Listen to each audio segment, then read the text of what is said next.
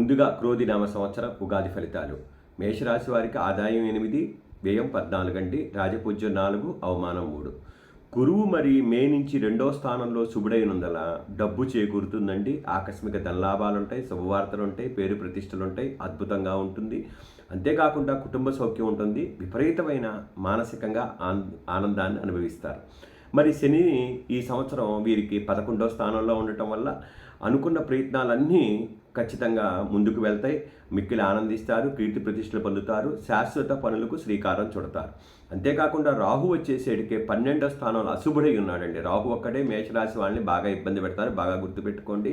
అనారోగ్య బాధలుంటే వృధా ప్రయాణాలు చేస్తారు, మిత్రులతో విభేదాలు కలుగుతాయి, కొద్దిగా ఇబ్బంది పడతారు. కేతు వచ్చేసేటికి 6వ స్థానంలో శుభుడై ఉన్నందువల్ల దూర బంధువులు కలుస్తారు, విదేశీ ప్రయత్నాలు ముందులకు వెళ్తే అన్నీ బాగుంటాయి. రాహుకి శాంతి చేసుకుంటే మేషరాశి వారికి బాగుంటుంది. స్వస్తి.